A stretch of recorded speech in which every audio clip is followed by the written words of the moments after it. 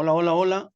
Vamos a, en este momento, empezar una clase y muy importante porque si pueden leer, dice 8 aspectos importantes de la gramática inglesa que complica a los estudiantes. Así que vamos a ver qué es lo que complica a los estudiantes que quieren aprender inglés.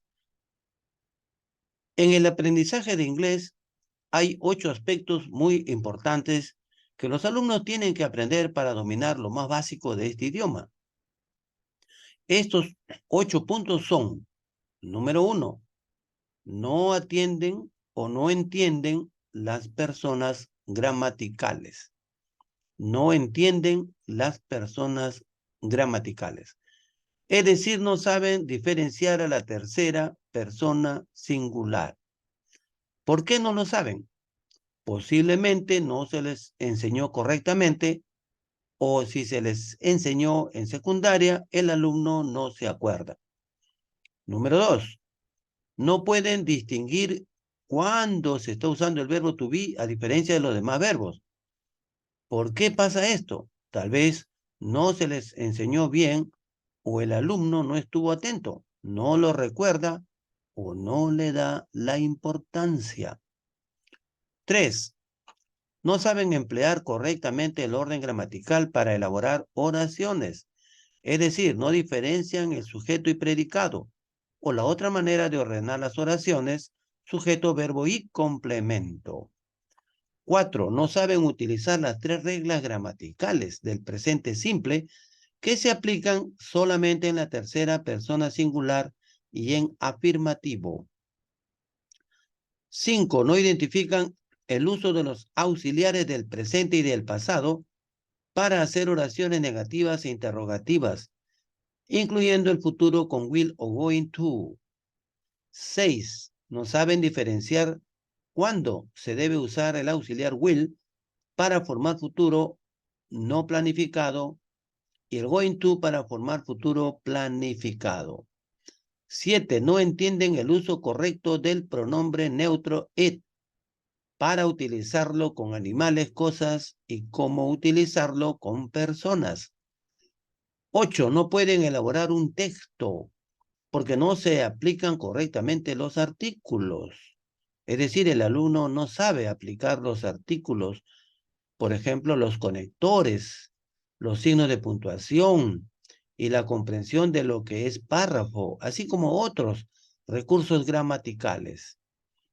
Nota, si el alumno que estudia inglés no comprende estos 8 aspectos importantes, se le hará más complicado el uso de la gramática más avanzada, es decir, la gramática que viene después de esto. Procederemos a explicar cada uno de estos aspectos básicos muy necesarios para el aprendizaje de inglés. Primer aspecto de la gramática inglesa, la tercera persona singular. Para conocer las personas gramaticales, tenemos que saber que son 3, tanto en español como en inglés. Estas son primera, segunda y tercera persona. Pero dentro de estas 3 personas se consideran singular y plural. Para esto debemos utilizar los 8 pronombres personales. Estos son I, you, he, she, it, we, you, they. He aquí los 8 pronombres personales en inglés que vamos a utilizar para hacer conjugaciones. I significa yo, you significa tú, pero recordemos que I, que significa yo, es primera persona singular. You, que significa tú, es segunda persona singular. He, she, it. He es él, she es ella, it es ello. Estos 3 son la tercera persona singular. He, she, it. Luego pasamos a we, que es la primera persona plural, nosotros. You, ustedes, segunda persona plural. Y tercera persona plural, they, ellos o ellas. Muy bien. Dentro de estos 8 pronombres está la tercera persona, como ya hemos dicho, he, she, it. Estos 3, repito nuevamente, son las 3 personas o estos 3 que están acá, es lo mismo. Como verás, estas 3 están en singular. Repetimos eso porque es muy importante. En este caso, hemos empleado pronombres, pero también se pueden usar nombres en lugar de pronombres para señalar a la tercera persona singular. Por ejemplo, si usamos el nombre de un varón, Edward, Robert, Paul, etc. Estos nombres o personas están en tercera persona singular y el pronombre que le corresponde a cada uno de estos es he, él. De igual manera, si utilizamos nombre de mujer, Mary, Margaret, Susan, etc., estos también son tercera persona singular. El pronombre que le corresponde es she, ella. De igual manera, si empleamos en lugar de un nombre de varón, my brother, mi hermano, my friend, mi amigo, my father, mi padre, my uncle, mi tío, etc. Estos están en tercera persona singular. Si decimos my sister, mi hermana, my mom, mi mamá, my aunt, mi tía, my teacher, mi profesor o mi profesora, etc. Estos están en tercera persona singular. Lo mismo ocurre si se emplean nombres de animales en singular. Muy bien. Entonces, hasta acá hemos explicado la importancia del uso de la tercera persona. Vamos a pasar al segundo aspecto. Distinguir cuándo se está usando el verbo to be a diferencia de los demás verbos. La importancia de diferenciar cuándo se usa el verbo to be y cuándo no. Hay que entender que el verbo to be se estudia solo, por separado de los demás verbos. Esto es así porque este verbo tiene sus propias características, tiene sus propias formas y reglas de uso.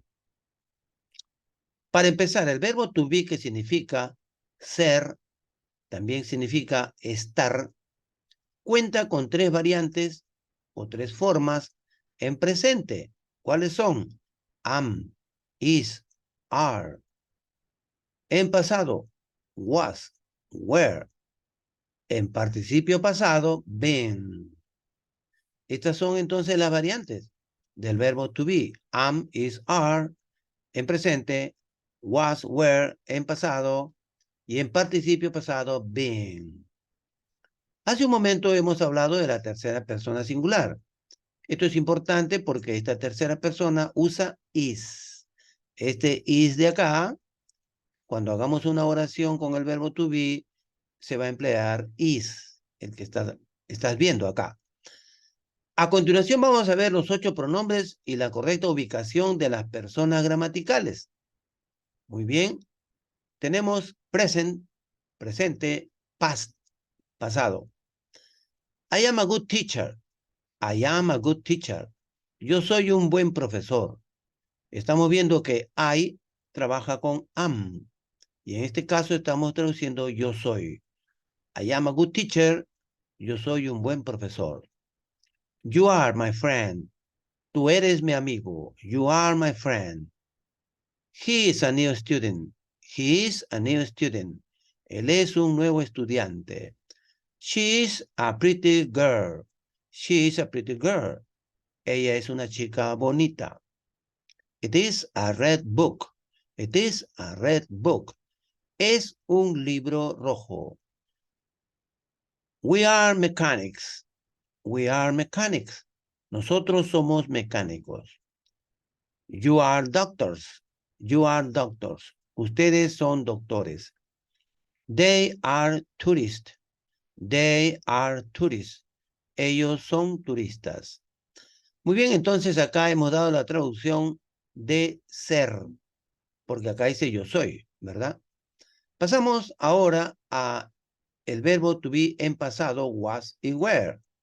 Observa con qué pronombre trabaja was y con qué pronombre trabaja were. I was a good teacher. Yo era un buen profesor. You were my friend. Tú eras mi amigo. He was a new student. Él era un nuevo estudiante. She was a pretty girl. Ella era una chica bonita. It was a red book. Era un libro rojo. We were mechanics. Nosotros éramos mecánicos. You were doctors. Ustedes eran doctores. They were tourists. Ellos eran turistas. Muy bien, entonces, ¿qué te pareció el verbo to be en pasado con su forma was y were? Hemos dicho que significa también estar. Ahora vamos a dar la traducción de estar al verbo to be. Empecemos. I am in class now. Yo estoy en clase ahora. I am in class now. You are at home today. You are at home today. Tú estás en casa hoy. He is at the park. Él está en el parque. He is at the park. She is at the party. She is at the party. Ella está en la fiesta. It is on the wall. It is on the wall. Está en la pared. We are on vacation. We are on vacation. Nosotros estamos de vacaciones. You are in the street. You are in the street. Ustedes están en la calle. They are at the traffic light. They are at the traffic light. Ellos están en el semáforo. Ahora, en tiempo pasado sería I was visiting my family. Yo estaba visitando mi familia. You were at the hospital. Tú estabas en el hospital. He was busy in the office. He was busy in the office. Él estaba ocupado en la oficina. Repito, he was busy in the office. She was in the theater. She was in the theater. Ella estaba en el teatro. It was on the wall. Estaba en la pared. It was on the wall. Estaba en la pared. We were working yesterday. Nosotros estábamos trabajando ayer. You were sleeping at home. Ustedes estaban durmiendo en casa. They were in Lima last week. They were in Lima last week. Ellos estaban en Lima la semana pasada. Muy bien, entonces hemos visto la ubicación correcta del verbo to be con el pronombre que le corresponde. Vamos a pasar a la siguiente parte. Tercer aspecto. Emplear correctamente el orden gramatical para elaborar oraciones. Es decir, diferenciar el sujeto y predicado. O la otra manera de ordenar las oraciones, sujeto, verbo y complemento. Una oración gramatical consta de sujeto y predicado. También la misma oración se puede dividir en tres. En lugar de decir sujeto y predicado, vamos a decir sujeto, verbo y complemento. Es lo mismo. Saber esto es muy importante, porque el alumno que aprende inglés debe de identificar el sujeto. Tal vez en lugar de sujeto esté el pronombre. Por eso a veces se dice sujeto-pronombre. Luego, identificar el verbo. Este puede estar en presente, pasado o en futuro. El complemento es lo que sigue a continuación del verbo. Al complemento también se le puede llamar objeto. Muy bien, mucha atención con este párrafo. Es muy importante. Tenemos un ejemplo. The boy plays at the park. The boy plays at the park. El niño juega en el parque. En este caso, estamos empleando una oración para demostrar que the boy es el sujeto de la oración.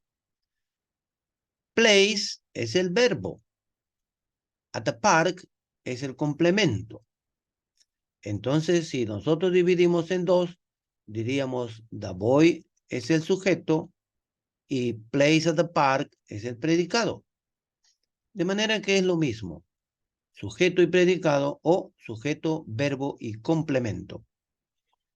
Muy bien.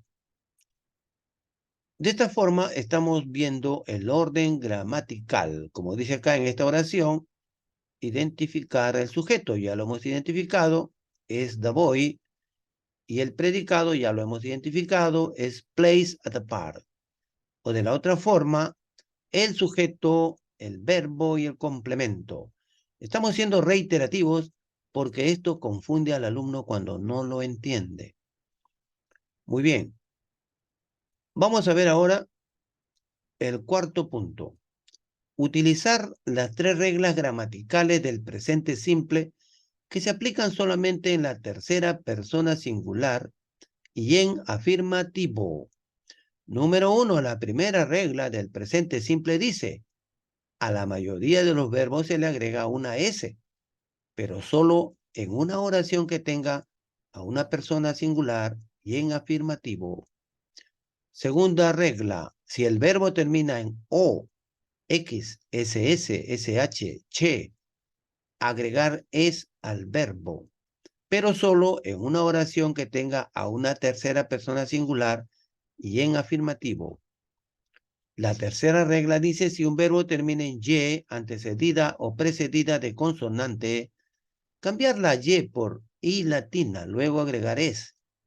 Pero hacer esto solo en una oración que esté con la tercera persona singular y en afirmativo. Ejemplos de verbos que terminan en O. Go, do, and do. Go significa ir, do significa hacer. Son verbos muy conocidos, pero undo significa deshacer. Verbos terminados en X. Fix, mix, relax. Fix es reparar, mix es mezclar, relax, relajar. Verbos terminados en SS. Kiss, besar, miss, perder, extrañar, discuss, discutir. Tenemos press, presionar. Verbos terminados en SH, wash, lavar, finish, terminar, fish, pescar. Verbos terminados en che, watch, mirar, catch, atrapar, stretch, estirar. Bien, ahora vemos el quinto punto, pero este quinto punto vamos a dejarlo para la próxima, porque lo que quiero es que en este caso el video que ustedes tienen a la mano, nuevamente lo vean por favor y estén atentos a la explicación. De esta manera estamos terminando.